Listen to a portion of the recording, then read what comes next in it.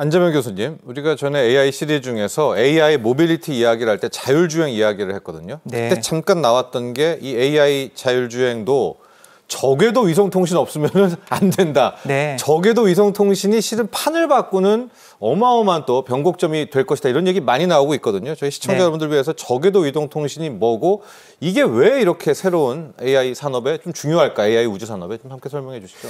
예, 그래서 지금 보통 위성통신이라고 네. 하면은 보통 이제 그 지구 정지 궤도로 위성을 사용한 위성통신을 얘기를 했습니다. 전통적으로는.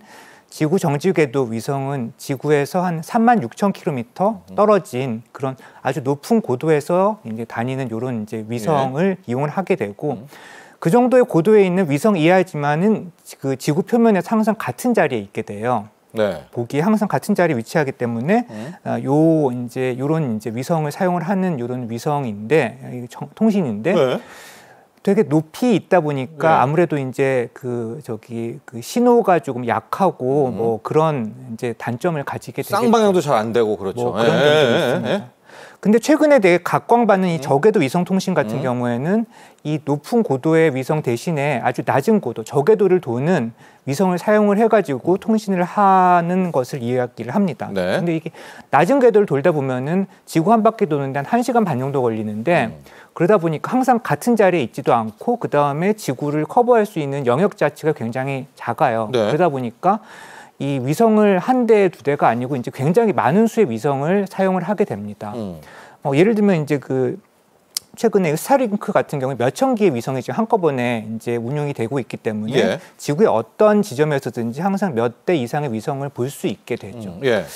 그래서 이게 지금 이제 굉장히 낮은 고도에서 있다 보니까 아무래도 이제 그 통신의 질도 속도도 빠르고 그 다음에 또 뭐 기지국을 거쳐서 가는 게 아니라 직접 그 단말기로 가기 때문에 예. 뭐 지연도 적고 이런 굉장히 이제 좋은 장점들이 있습니다. 그래서 이 저궤도 위성 통신을 사용을 하게 되면 뭐 항공기라든지 또는 뭐 국방이라든지 예. 또는 이제 뭐 재난을 이제 그 대비하기 위해서 재난 때 사용을 한다든지 이런 되게 다양한 이런 쓰임새로 이제 사용이 될 수가 있어서 예. 아까 말씀하신 게임 체인저라고 그랬는데 예. 그런 역할을 하고 있죠. 아, 이게 낮은 궤도에서 전체를 다 커버를 하니까 뭐 가령 그렇습니다. 자율주행 갈 때도 차하고 직접 수신 되나요? 그렇습니다. 얘 같은 경우는 그렇고 대신 이제 굉장히 또 많이 운용을 하고 있기 때문에 항상 잡힐 수 위성이 보이는 그런 이제 그 상황인 거죠. 우리가 KTX 타고 갈 때 이렇게 터널 들어갈 때 잠깐 인터넷 끊기잖아요. 이제 네. 그런 것도 없어지게 되죠. 아무래도 가까이면은. 이제 그 신호의 어떤 강도가 다르기 때문에 네.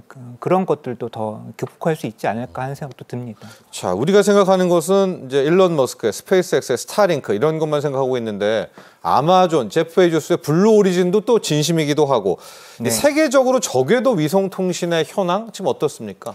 지금 말씀하신 대로 지금 이제 스타링크가 굉장히 앞서가고 압도하고 있는 있고. 거는 네. 사실이지만은 사실은 다른 이제 그 회사들도 지금 거기 뛰어들고 네. 있습니다. 말씀하신 어떤 제프 베조스의 그 아마존에서는 지금 카이퍼라고 하는 이제 카이퍼. 저궤도 네. 위성 군을 지금 이제 운영을 얼마 전에 이제 얼마 전이 아니죠. 사실 예. 내일이에요. 4월 9일 날 미국 시간 4월 9일 날 그 첫 번째 27기의 위성을 이제 올려가지고 본격적으로 지금 시작을 하려고 한다고 해요.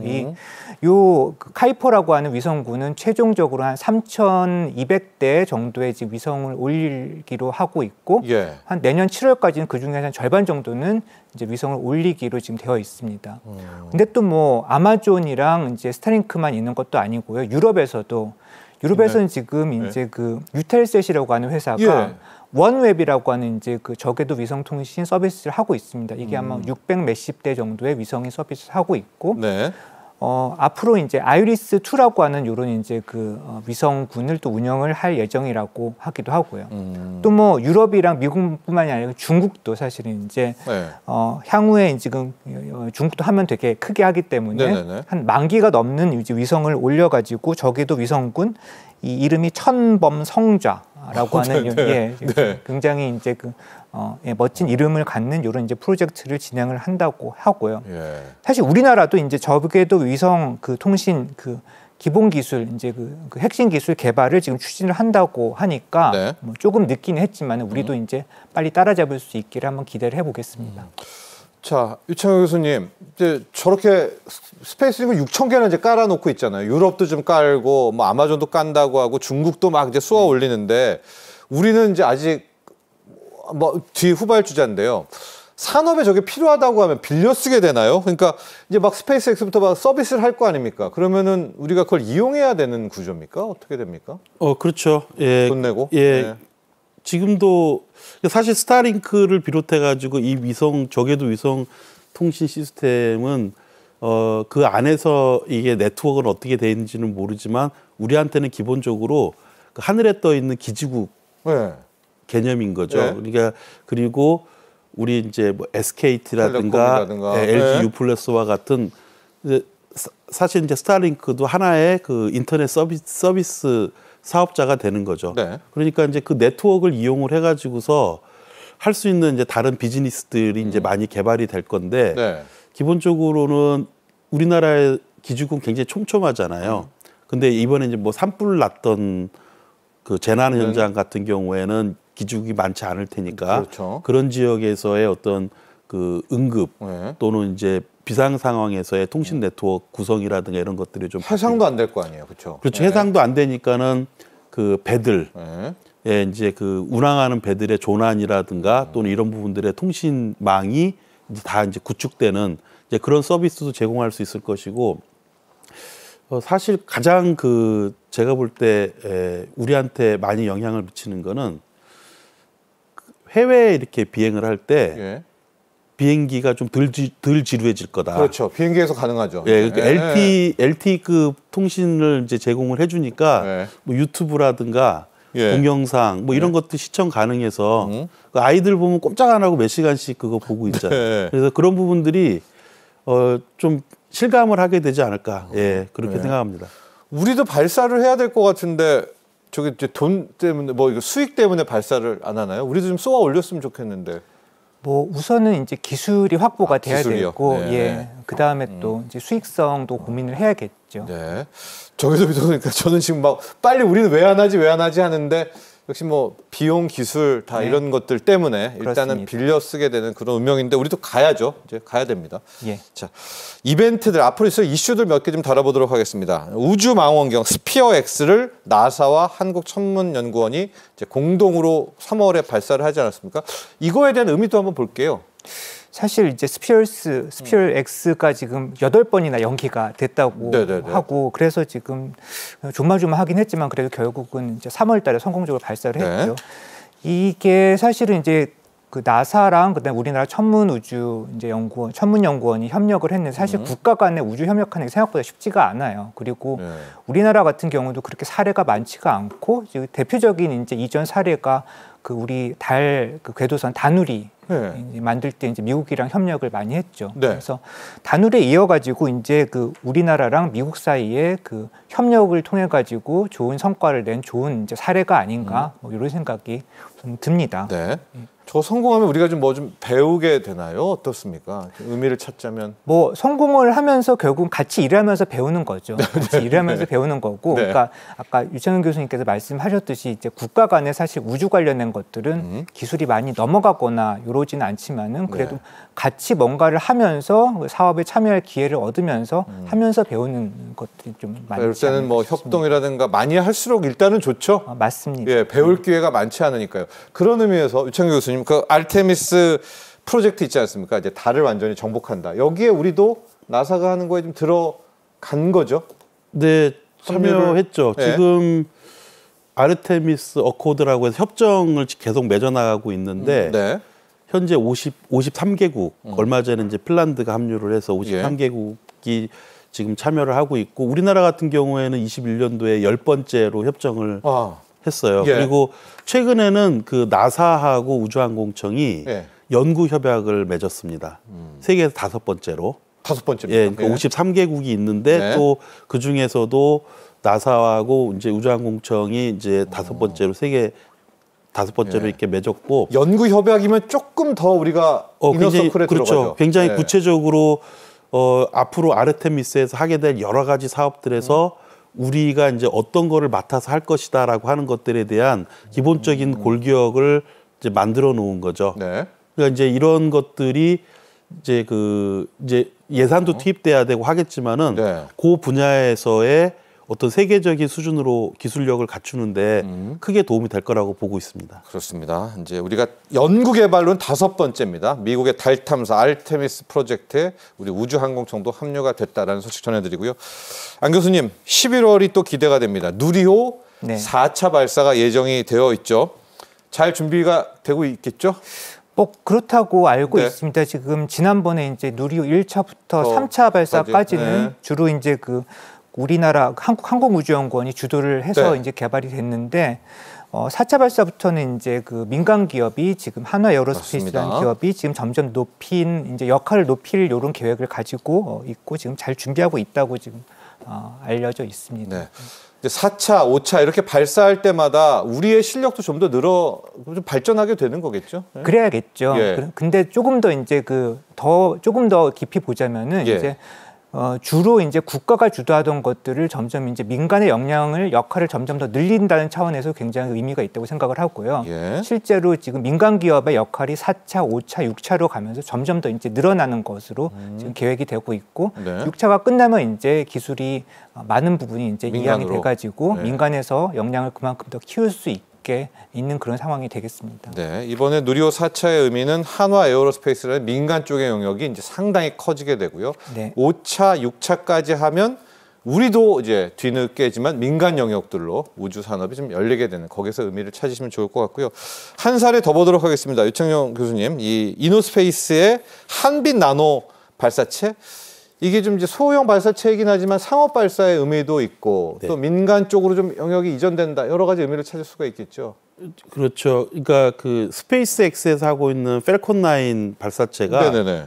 굉장히 싸게 올릴 수 있어요. 근데 문제는 뭐냐면은 이게 작은 위성 하나를 올리지 못하니까 메인 위성이 있고 그 주변에 여러 개를 옆에다 실어가지고 이렇게 올리는 개념이라 내가 원하는 시점에 못 올리죠. 근데 이제 이런 소형 발사체는 지구 저궤도에 우리가 필요할 때 이렇게 올릴 수 있는 그게 이제 새롭게 형성되고 있는 이제 시장이고 이제 그런 관점에서 이런 그 소형 발사체 시장이 전 세계적으로 커지고 있는데 우리나라에서는 제가 파악하기로 한 4군데 정도가 하고 있는데 그 중에서 눈에 띄는 회사가 2군데가 있어요. 이노스페이스하고 페리지 에어로스페이스라는 회사가 이 그 소형 발사체 사업을 하고 있죠. 네. 지금 아마 지금 보냈는지 모르겠는데 그 한빛 나노 그 발사체를 네네네. 해상으로 운송해가지고 브라질로 이렇게 보내서 네. 그 알칸타라 우주센터에서 아마 5월 달쯤 도착하면 네. 거기에서 이제 그 프로세싱을 해서 7월 달에 발사하는 걸로 알고 있고 네. 여기에 이제 브라질에 있는 에서 요구하는 필요한 위성들을 이제 쏘아 올리는 것으로 알고 있습니다. 우리가 쏴주는 거네요. 그렇죠. 우리가 쏴주는 거죠. 네. 의미가 상당한데요. 그렇죠. 발사체가 왜냐면 우리가 발사체 막 좀 뒤처진다 이런 얘기가 있었는데 또 이렇게 민간 쪽에서는 쾌거가 있습니다. 네, 그래서 네. 이게 이제 그 어떻게 보면은 시작이고 네. 여담인데 이 브라질의 이 알칸타라 기지가 네. 한동안 폐쇄돼 있었대요. 근데 이 이노스페이스에서 이걸 발사를 하면서 이게 열리게 되고 그 시설이 가동하게 되고 그 다음에 브라질에 있는 것부터 시작을 하지만은 이제 나중에는 이제 우리나라에서도 많은 이제 소요가 있을 것으로 보고 있습니다. 예. 저희가 발사체 이야기가 나와서 이제 이 이야기를 조금 더 해봐야 될 것 같은데요. 안재명 교수님, 이제 스페이스X 막 발사될 때 많은 국민들이나 시청자 여러분들이 놀라워하는 것이 발사체가 다시 뒤에 돌아오잖아요. 그렇죠. 집게 손가락으로 딱 잡아가지고 재사용하고 이번에 한빛 나노는 돌아오는 거는 아니죠. 돌아옵니까? 이 재사용은 아쉽겠죠. 이거는 꿈의 영역입니까? 우리가 할 수 없나요? 우리 재사용 발사체 우리도 한번 도전해 봐야 되는 거 아닙니까? 뭐 아직까지는 이제 네. 우리가 재사용 발사체를 가지고 있진 않죠. 네. 재사용이라고 하는 거는 결국은 재사용을 통해서 비용을 많이 낮춘다는 데 의미가 있고 예. 또 요거를 갖다가 새로 만드는 것보다는 얘를 갖다가 재사용해서 쓰면은 훨씬 더 빨리빨리 발사를 진행할 수 있다는 그런 장점이 있어서 예. 좋긴 한데 사실 아직까지는 우리가 가지고 있진 않지만 사실 지금 정부에서도 그렇고 이제 재사용 쪽을 훨씬 더 지금 기술을 지금 확보를 하고 그다음에 그쪽을 가려는 노력은 하고는 있습니다. 네. 하지만 뭐 또 재사용에 대한 이런 이제 걱정도 있기도 해요. 그래서 이게 지금 뭐 우리나라가 너무 재사용을 많이 하면은 이제 그 생태계가 지금 조금 이제 쪼그라든다는 이런 걱정도 있긴 하지만은 네. 사실 뭐 앞으로 이제 어떻게 될지는 이제 자 여러 가지 요건들을 여러 가지 이제 파라미터들을 잘 연구를 해가지고 좋은 방향을 찾아야 될 것 같습니다. 예. 근데 꿈의 기술인가요? 저 재사용 발사체라는 게? 뭐 다른 나라들도 거의 엄두를 못 내는 것 같은데 많이 어렵습니까? 다시 돌아오는 거 이렇게? 돌아오는 게 어려운 점이 있고요. 그러니까 네. 그거는 지금 이제 그 착륙을 위한 이제 유도항법 이런 것들이 쉽지 않은 영역이 있고요. 예. 그다음에 또 사실 요걸 재사용을 하기 위해서는요. 돌아올 수 있는 연료를 남겨야 되기 때문에 기체를 굉장히 가볍고 튼튼하게 만들어야 돼요. 그래서 경량화 기술과 그다음에 착륙을 위한 유도항법 제어 이런 기술들이 사실 어려운 기술이고 이것들이 우리가 앞으로 확보를 해야 되는 기술이라고 할 수 있겠습니다. 그렇습니다. 그게 또 다시 그 자리로 돌아와야 잡죠. 조금만 비껴나가면 그 스페이스 X도 잘 못 잡는 분도 있더라고요. 네, 맞습니다. 그래서 그 마지막에 이제 그 영상을 통해 가지고 이제 이걸 갖다가 정확히 그 자리에 갖다 주는 것. 이런 것들이 굉장히 어려운 기술입니다. 자, 여러분 그래도 우리가 발사체는 지금 우리의 발사체가 브라질로 가고 있습니다. 그래서 브라질 위성을 발사하려고 가고 있으니까 이 재사용 발사체까지도 우리가 성공을 할 수 있겠다. 이런 믿음과 기대 가져보도록 하고요. 마무리 해보도록 하겠습니다. 유창명 교수님, 우리가 지금 5대 우주항공 강국에 들어가려고 하고 있어요. 적어도 시장의 10%는 우리가 차지해야 된다. 이런 목표를 세우고 있는데요. 어떤 노력들, 뭐 민관 다 필요할 것 같은데요. 필요하다고 보십니까? 사실은 이제 우주항공 쪽 산업의 특성상 이제 정부 쪽에서의 이제 어떤 국가적인 지원 이런 것들이 굉장히 중요하죠. 네. 항공 쪽을 우선 말씀드리면은 그 전기 추진 항공기들이 앞으로 많이 나오게 될 거예요. 이제 특히 UAM 같은 경우에는 지금 있는 우리 주변 생활에서도 이제 많이 가까이 올 거거든요. 네. 이게 굉장히 중요한 시장이죠. 네. 그래서 이제 이 시장 이런 수요가 있는 국내 수요가 있는 경우에는 좀 우리 국내 인증을 가지고 우리 기업들이 이거를 가져갈 수 있도록 이제 그런 그 시장 환경을 만들어 생태계 조성을 정부가 좀 끌어주는 것이 필요하고 일단 돌아가기 시작하면은 자동차 산업 커지듯이 이렇게 이제 우리도 가져가게 될 거다 이렇게 보고 있고 그 우주 분야로는 지금 이제 뭐 이렇게 발사체라든가 KPS 위성이라든가 이제 이런 쪽에 많이 이제 가 있는데 사실은 이제 우주 바이오, 우주 메디칼, 그 다음에 우주 신소재 합성, 또는 우주 반도체.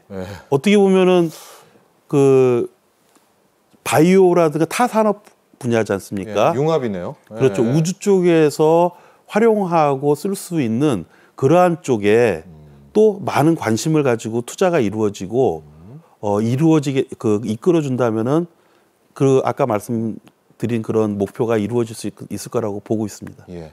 자, 안 교수님, 우주 산업, 이 항공 산업, 우리가 우주 항공 세계 5대 강국 목표로 하고 있습니다. 어떤 것부터 좀 시작을 해야 될까요? 어떤 노력할까요? 우선 이제 뭐 뉴스페이스라고 해가지고 그 민간 부분에 모든 걸 맡겨놓는 건 아닌 것 같고 정부는 이제 잘 그 길을 만들어 놓고 말을 잘 이제 플랜을 잘 짜고 민간이 잘 할 수 있도록 도와주는 게 필요할 것 같고요. 특히 민간 같은 경우는 아까 유창현 교수님 잘 말씀해 주셨지만은 남들이 안 하는 거, 새로운 아이디어, 그 다음에 우리나라의 어떤 ICT 같은 강점과 잘 융합을 해가지고 어떤 것들을 결국은 이제 팔아서 돈을 벌 수 있을지 이런 것들을 조금 더 많이 고민을 했으면 좋겠습니다. 네, 이룰 수 있지 않을까 싶습니다. 그렇습니다. 민간 시대가 열리지만 역시 민관입니다. 우주항공도 방산 못지않게 또 민관의 협력 필요하고 방산이 해낸 것처럼 K방산처럼 우리 K우주항공 산업도 힘내기를 기대해 보도록 하겠습니다. 유창경 인하대학교 항공우주공학과 교수, 안재명 카이스트 우주항공우주공학과 교수와 함께했습니다. 오늘 감사합니다. 고맙습니다.